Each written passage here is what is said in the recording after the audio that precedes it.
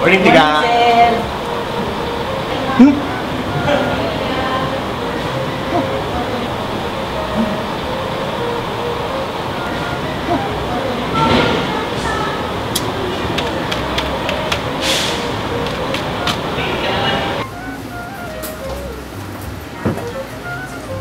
Ma'am, ano nangyari dyan?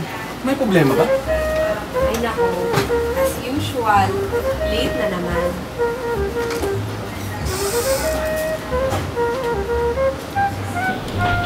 Sige po, ma'am. Pare, may problema ba? Yung galit ata si boss eh. Uy, dami ko daw ulit ngayong buwan na to eh. Kaya alam ko, tama naman yung oras ko. Ewan ko ba, baka-advance yung oras din sa baba. Sigurado ka? Naka-PHST ka na ba? PHST? Ano yun? Ito ang Philippine Standard Time. Bilang mga Pilipino, ito ang tamang oras na sundin natin. Ganun ba? Eh paano kung hindi ko sundin yan?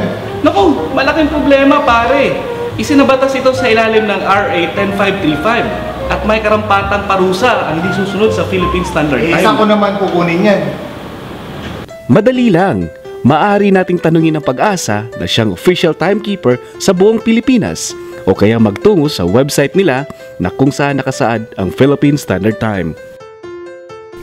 Para naman sa ating mamamayan na gustong i-synchronize ang kanilang mga computer sa Philippine Standard Time, ito ang dapat gawin. Sa ibabang kanan ng iyong computer, i-click ang nakasaad na oras.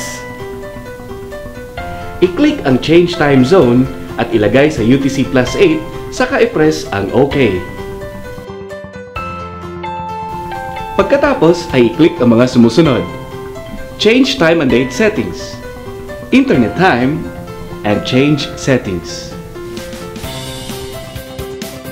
Sa Internet Settings, palitan ang time.window.com ng ntp.pagasa.dost.gov.ph o alinman sa mga nakalistang ito. Pagkatapos ay i-click ang Update Now. Kapag maayos ang synchronization ng inyong computer, naka-PHST na po kayo. Mga kaibigan, huwag gayaang maging biktima ng maling oras. Dahil ang Filipino time, hindi nangangahulugang atrasado. Dahil Pinoy ako, On time ako!